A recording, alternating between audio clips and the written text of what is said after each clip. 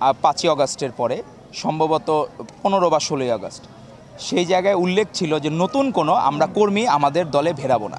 নতুন কিন্তু আমরা কর্মী, আমাদের কিন্তু এখানে শোডাউনের রাজনীতি না, আমাদের কাছে হলো কোয়ালিটি ম্যাটার্স।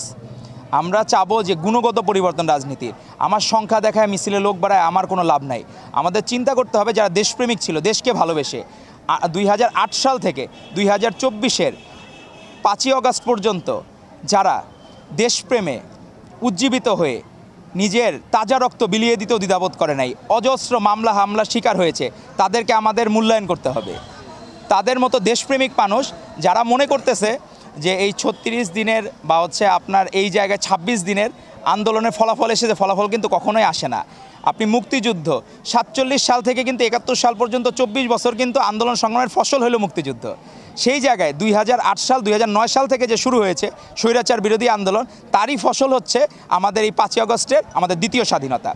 সেই জায়গায় ছাত্রলীগ বিভিন্নভাবে পুনর্বাসিত হওয়ার চেষ্টা করবে, কিন্তু আমরা খুবই সচেতনভাবে আমরা নতুন কোনো কর্মী আমরা সংগ্রহ করছি না। আর আমরা সচেষ্ট আছি যে ছাত্রলীগ তাদের খারাপ কাজ যে কাজগুলো করেছে সেই ভীতি এখনও আতঙ্ক মানুষের মনের মধ্যে রয়ে গেছে।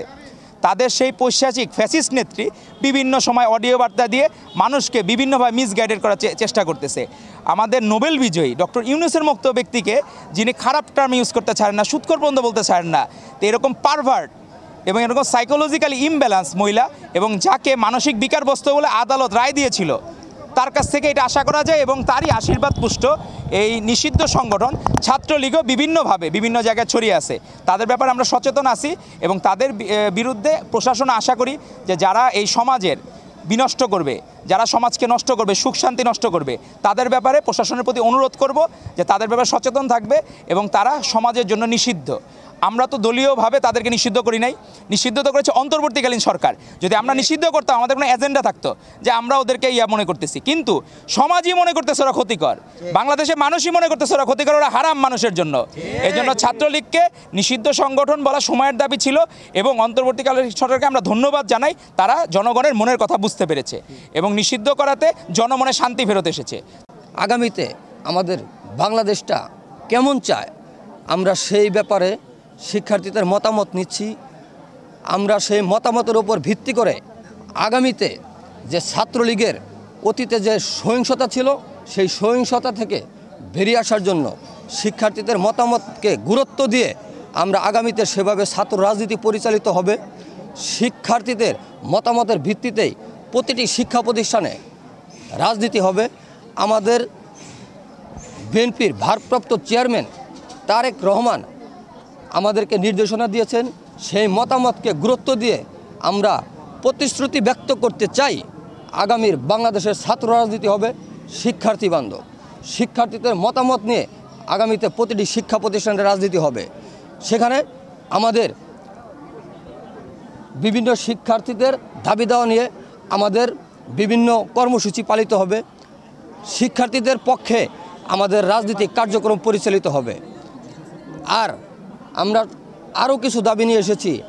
আমাদের সারা বাংলাদেশে অবৈধ স্বৈরাচার হাসিনা, আপনারা দেখেছেন এই বাংলাদেশকে কীভাবে একটি ভঙ্গুর রাষ্ট্রে পরিণত করেছিল।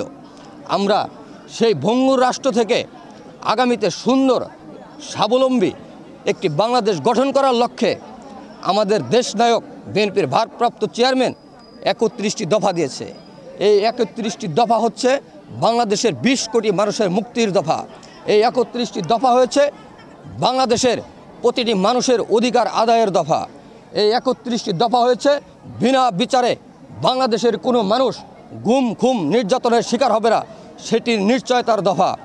ছাত্র রাজনীতি দেশে শৃঙ্খলা ফেরানোর জন্য যে কাজ চলছে, এরই মাঝে এটাকে প্রতিহত করার জন্য, এটাকে নস্যাৎ করার জন্য এই সন্ত্রাসী ছাত্রলীগ, যেটাকে বাংলাদেশে বহিষ্কার করা হয়েছে, বাংলাদেশের জনগণ বহিষ্কার করছে, এই ছাত্রলীগ যদি পুনরায় দেশের বিশৃঙ্খল পরিস্থিতি তৈরি করার জন্য